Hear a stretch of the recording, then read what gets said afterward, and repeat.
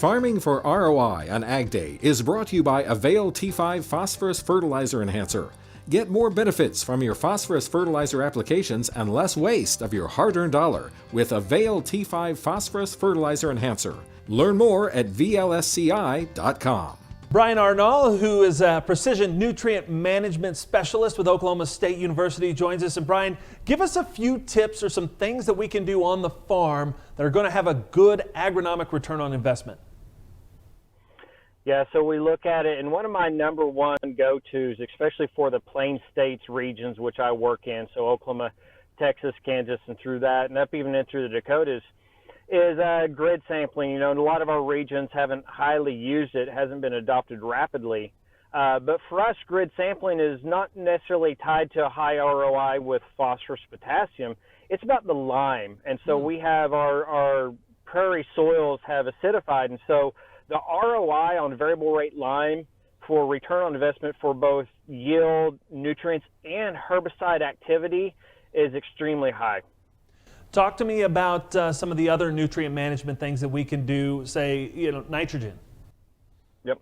So for me, everybody knows nitrogen costs right now. Fertilizer cost is out of the roof. My specialty is nitrogen, so I'll always go back to nitrogen management. Can be one of the greatest ROIs. Now, it's one of the most challenging things to get at, but there's a lot of good programs. There's a lot of good opportunities out there, whether it's modeling, technology, or otherwise, to adjust what you're doing on nitrogen. And the ROI can be so big. It's not just economical, it's both environmental and sustainable. So nitrogen management for your system is huge. Are there good ways to test some of these theories and maybe put them to work on your farm? Yeah, and so that's really my third big key on ROI is on-farm testing. We've got such technology now that we can do such a good job of testing, whether it's nutrient management tools, seed tech, equipment tech. We got to be doing more of that. And if you're trying nitrogen management tools, have a low and a high check in the field. You know, we have such a great capability to make maps and with check strips and things like that, and such a great capability to measurement.